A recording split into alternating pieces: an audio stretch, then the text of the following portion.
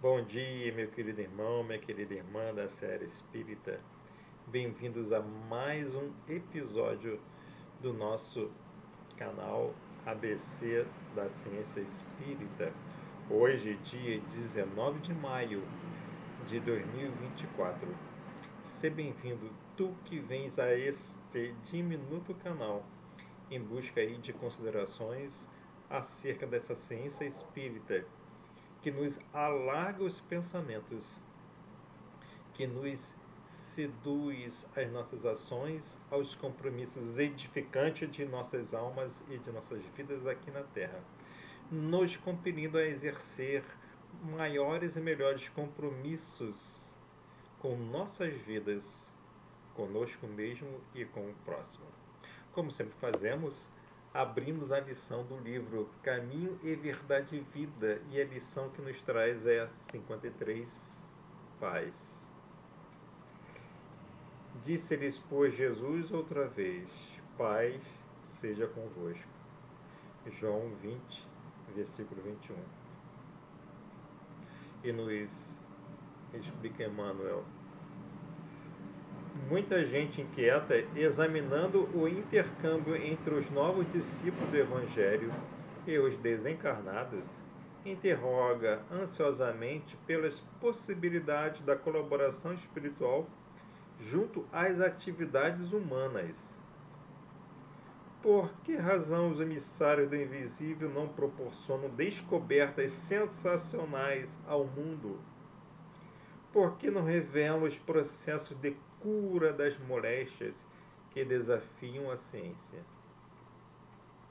Como não evitam um doloroso choque entre as nações? Tais investigadores, distanciados das noções de justiça, não compreendem que seria terrível furtar ao homem os elementos de trabalho, resgate e elevação.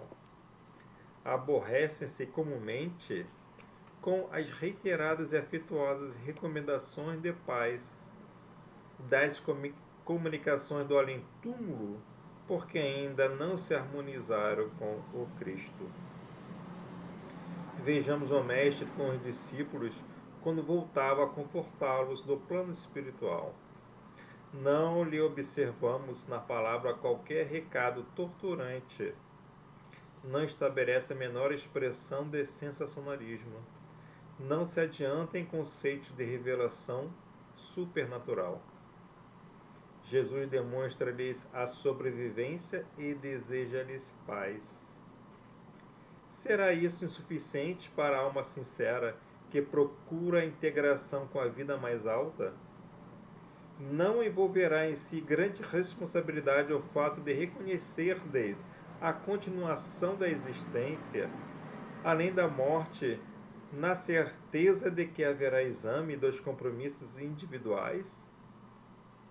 Trabalhar e sofrer constituem processos lógicos do aperfeiçoamento e da ascensão. E que atendamos a esses imperativos da lei com bastante paz, é o desejo amoroso e puro de Jesus Cristo. Esforcemo-nos por entender semelhantes verdades, pois existem numerosos aprendizes aguardando os grandes sinais, como os preguiçosos que respiram a sombra, à espera do fogo fato do menor esforço. Mais uma belíssima lição que nos traz Emmanuel por intermédio desse nosso amoroso médium maior, Chico Xavier.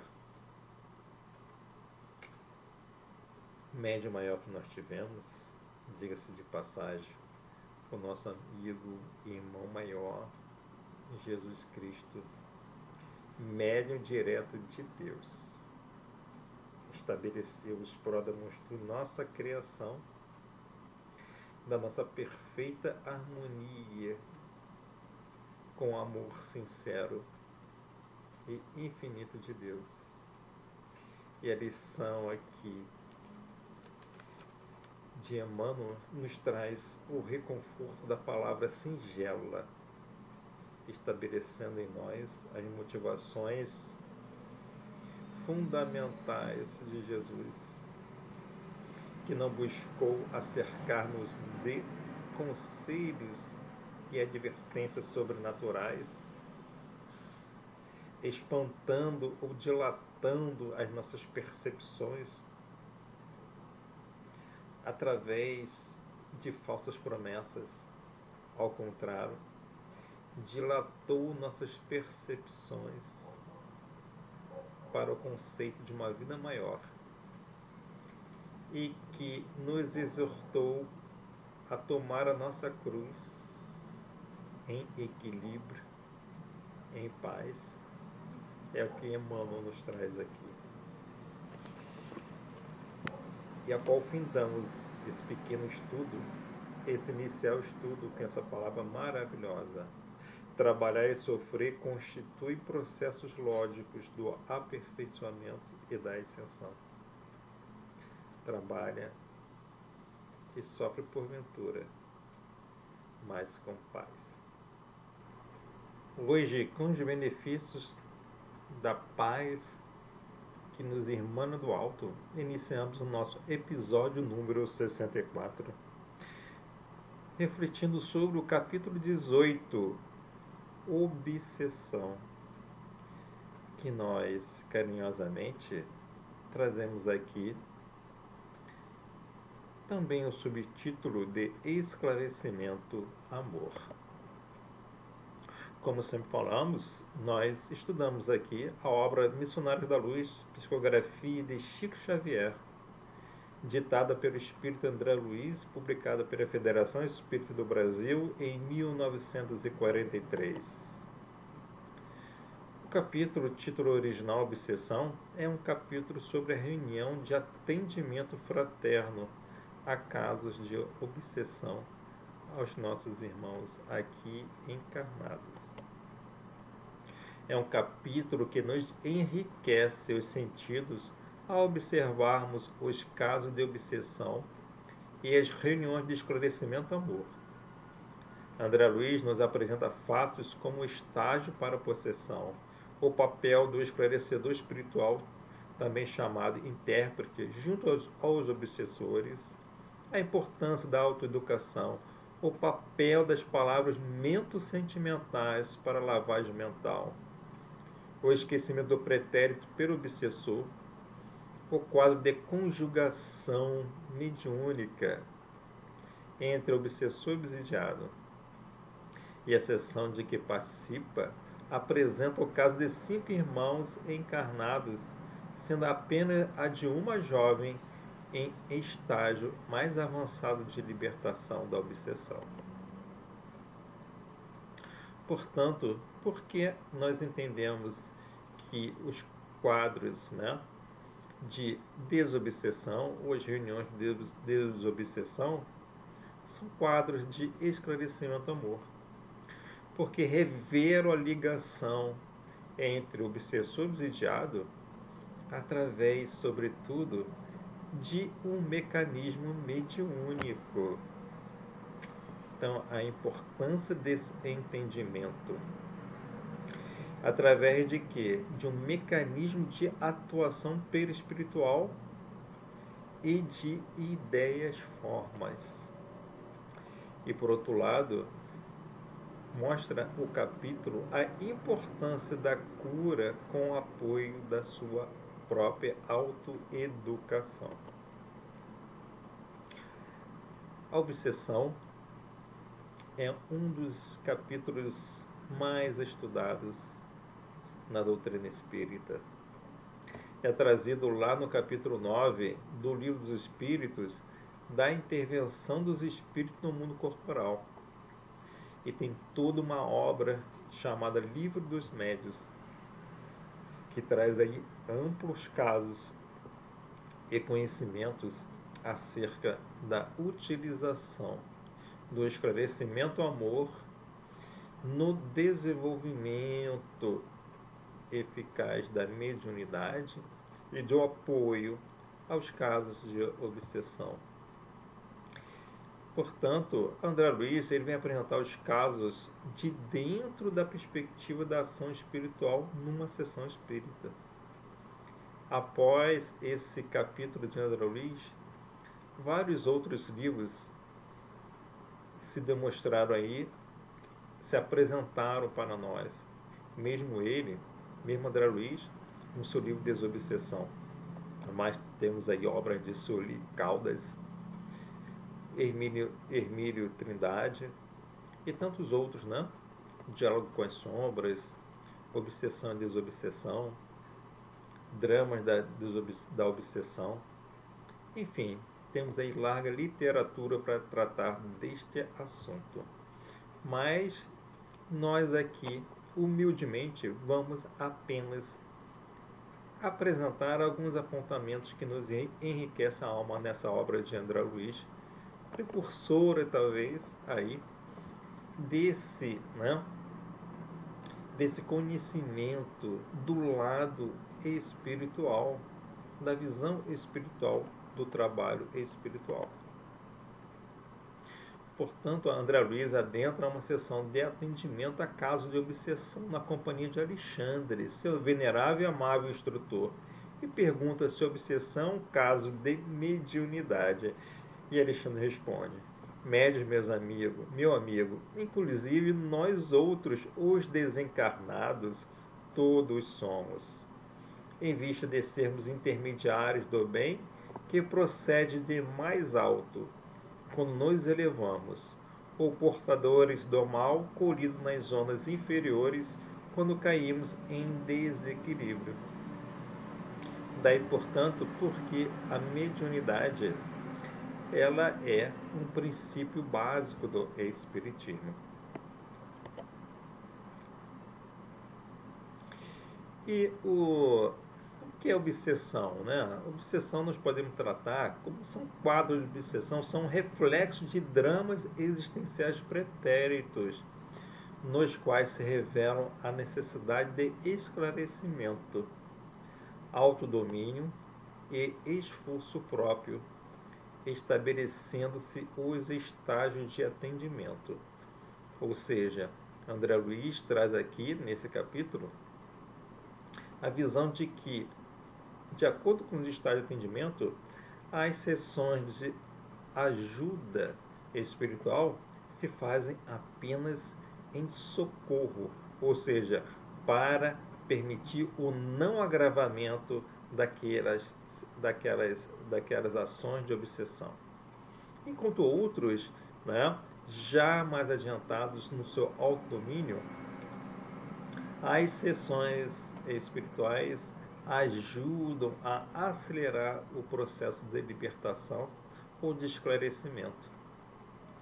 E aí, dos 5 que constituirão o motivo da próxima reunião, diz Alexandre, apenas uma jovem revela possibilidade de melhoras mais ou menos rápidas.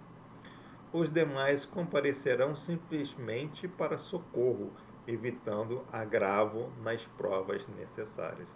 Da explicação de Alexandre, lá na página 276.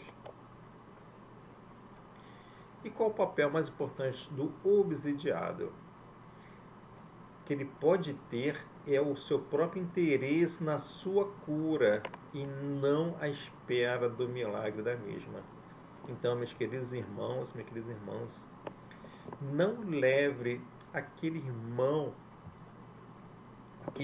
ou irmã que está em processo de obsessão, não leve ele simplesmente a uma sessão espírita para que ele encontre lá a cura.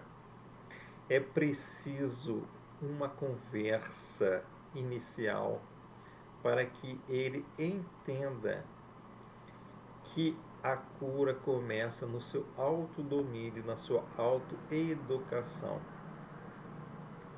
E que a sessão espírita é para um esclarecimento, amor, e para uma renovação de energias. E aí, muito bem, como diz Alexandre lá também na página 76. Se o obsidiado está satisfeito na posição de desequilíbrio, há que esperar o término de sua cegueira, a redução da rebeldia que lhe é própria ou o afastamento da ignorância que lhe oculta a compreensão da verdade. Olha aí, meus queridos irmãos, quantos quadros nós temos aí de pessoas altamente rebeldes, estabelecendo aí quadros de desequilíbrio. E como é importante, então, como diz aqui Alexandre, esperar o término de sua cegueira. Não adianta nós nos desesperarmos. Nos coloquemos, portanto, na condição de esclarecimento ao amor. Mas quem confia no trabalho espiritual e nos postemos ao lado das pessoas através de um esclarecimento ao amor. Uma conversa franca, mas que desperte o interesse da pessoa em processo de obsessão na sua autocura. E lá Alexandre diz então, né, apresentando esses 5 casos, né, a André Luiz, né, Alexandre então distingue a diferença entre a moça, a pequena jovem, né, e os demais obsidiados. A diferença, pois, entre ela e os outros é de que, empregando as próprias energias, entrará, embora vagarosamente, olha aí que nós dissemos, em contato com a nossa corrente auxiliadora, ao passo que os demais continuarão, ao que tudo faz crer, na impossibilidade dos que abandonam voluntariamente a luta edificante. Está lá no capítulo 18, página 277. Portanto, o papel mais importante que precisamos levar ao obsidiado é o seu próprio interesse na cura. É o seu próprio interesse em utilizar suas próprias energias, né, no seu próprio auxílio. Que, como diz aqui Alexandre, vagarosamente, em contato com a corrente auxiliadora, vai se dar um processo de autocura e de autoauxílio, apoiado, portanto, pelos espíritos maiores, que nos auxiliarão com alguns processos que nós vamos ver a seguir. E aí, na reunião de atendimento, há naturalmente a divisão de tarefas, sendo que há espíritos chamados intérpretes, que atuam diretamente com os obsessores, enquanto mantêm ligação estreita com os demais espíritos benfazejos. Por quê? Porque esses espíritos intérpretes possuem um quadro vibratório, embora eles estejam em quadro de trabalhador, ou seja, acima dos nossos entendimentos em coração, ou seja, sendo mais capazes de dilatar conversações educativas, ainda assim eles possuem um quadro vibratório que conseguem ser visto pelos irmãos obsessores. E aí, de posse das instruções precisa dos trabalhos da noite, os intérpretes começam a desenvolver conversação com os obsessores, buscando exortá-los à compreensão maior da justiça de amor que Jesus trouxe, ao invés de se aferrarem à justiça das próprias mãos. Essas conversações são muito edificantes, meus irmãos. Se tiverem possibilidade de ler, abram esse capítulo e leiam essas conversas entre os intérpretes, ou seja, aqueles espíritos amigos intérpretes, e os obsessores. E aí explica Alexandre, lá na página 282. O trabalho de esclarecimento espiritual depois da morte entre as criaturas exige de nós outros muita atenção e carinho. É preciso semear na terra abandonada dos corações desiludidos que se afastam da crosta sob tempestades de ódio e angústia desconhecida. E aí nos mostra André Luiz, né, o quadro de uma possessão completa. Um dos quadros que se apresentava era de possessão completa de uma jovem senhora, na medida em que o obsessor mais cruel, ou seja, ela tinha outros obsessores ligados a ela, e um deles era mais cruel, se colara ao centro de energia orgânica da obsidiada, reclamando justiça por mesmo ter vendido sua esposa e filhos por simples capricho. E André Luiz nos observa que fios tenuíssimos mais vigorosos uniam-nos ambos, ou seja, obsessor e obsidiada.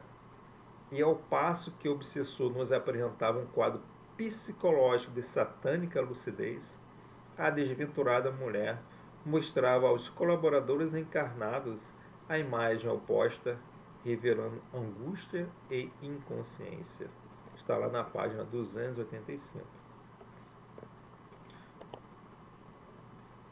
O irmão intérprete ainda pergunta a Alexandre se melhor seria se dilatasse sua visão, ou seja, do obsessor, através de mecanismo magnético para que o mesmo se recordasse do passado, ao que Alexandre responde: não seria oportuno dilatar-lhes as lembranças, não conseguiria compreender. Antes de maior auxílio ao seu atendimento, é necessário que sofra. Daí, irmãos, aos processos regenerativos dos quadros de obsessão. É necessário, portanto, que antes de serem libertados, muitas das vezes o obsessor e o obsidiado passam pelo mecanismo de um auxílio através da dor purificante. E iniciada a reunião, André Luiz observa formoso fenômeno. Observei agradavelmente surpreendido as emissões magnéticas dos que se reuniam ali em tarefa de socorro, movidos pelo mais santo impulso de caridade redentora. Nossos técnicos de cooperação avançada valiam-se do fluxo abundante de forças benéficas, improvisando admiráveis recursos de assistência não só aos obsidiados, mas também aos infelizes perseguidores. Está lá na página 286. E aí Alexandre fala, então, explica para André Luiz por que aquela jovem irmã ela se encontra no processo mais avançado de cura. É o que nós chamamos de autoeducação. Então nos diz Alexandre: esta irmã permanece de fato no caminho da cura. Percebeu a tempo que a medicação, qualquer que seja, não é tudo no problema da necessária restauração do equilíbrio físico. Olha só, André Luiz nos trazendo isso lá em 1943. E agora, nossos irmãos queridos, médicos, psiquiatras e psicólogos espíritas, de posse de tão maravilhosa manancial de esclarecimentos que nos trouxe a doutrina espírita, podem combinar com ensinamentos maiores espirituais aos conhecimentos materiais, conjugando aí medicação e tratamento espiritual nos seus processos adjacentes à autoeducação. E é muito interessante que André Luiz nos traz também uma visão interessante. Efetivamente, sentindo-se amparado pela nossa extensa rede de vibrações protetoras, a jovem emitia vigoroso fluxo de energias mentais, expelindo todas as ideias malsãs que os desventurados lhe haviam depositado na mente, absorvendo em seguida os pensamentos regeneradores e construtivos que a nossa influenciação lhe oferecia. André Luiz vai tratar isso depois, vai nos esclarecer melhor esse capítulo, né, da matéria mental no seu livro posterior, que é tanto, né, nos domínios da mediunidade quanto no mundo maior. E aí é muito interessante que notar que, além do amparo espiritual, havia, através daquela ligação mediúnica entre obsessor e obsidiada, um fluxo de matéria mental, que esse é um dos principais motivos da ligação permanente da obsessão. Porque o espírito obsessor, conhecendo a natureza íntima do seu obsidiado, ele emite matérias mentais que vão ser alimentadas por aquele orgulho do próprio obsidiado, que se nutre daquelas matérias mentais, estabelecendo como suas próprias.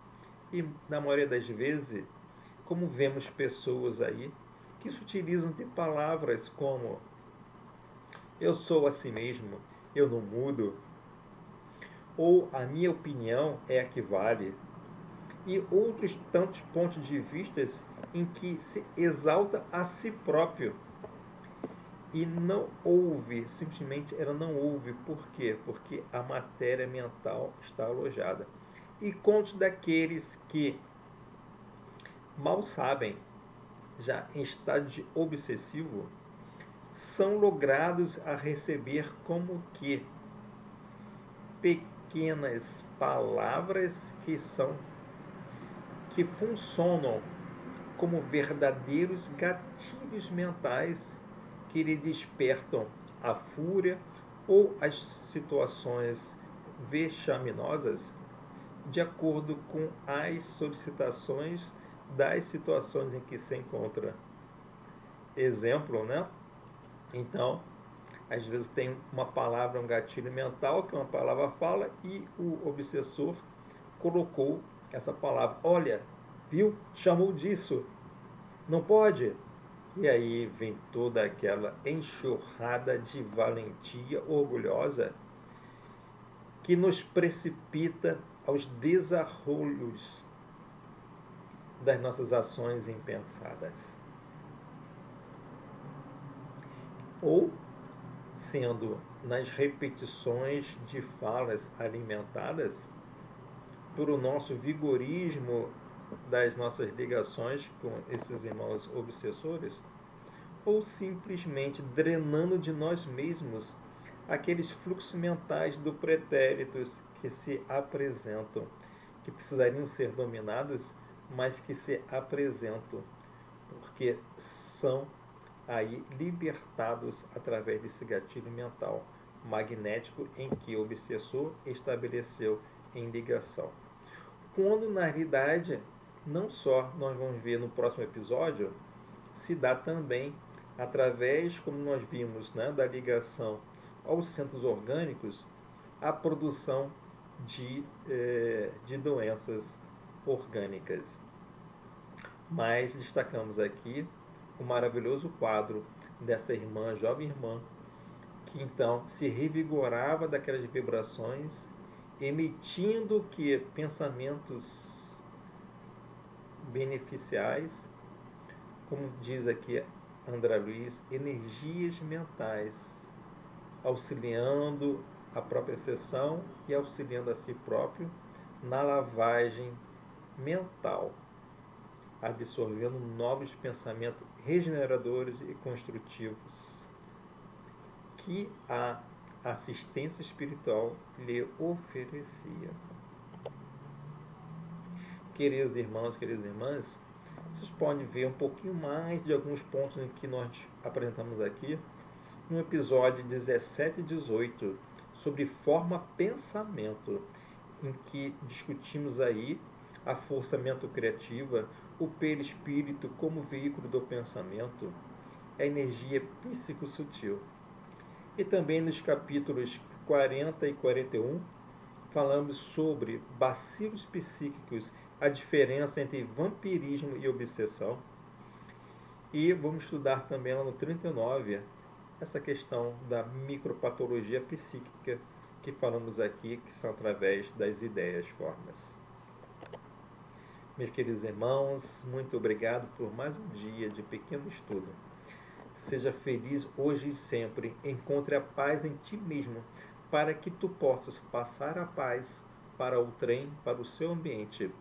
Possa enfrentar as dores e as dificuldades da vida com paz em teu espírito, para que tu possa buscares auxílios celestiais, benfazejos ao seu autodomínio, a sua autoproclamação do seu equilíbrio pessoal e individual, para que tu possas também ser um agente necessário ao equilíbrio e à purificação do ambiente em que te encontras. Deus te ilumine hoje e sempre. Muito obrigado, Senhor Jesus. Que assim seja.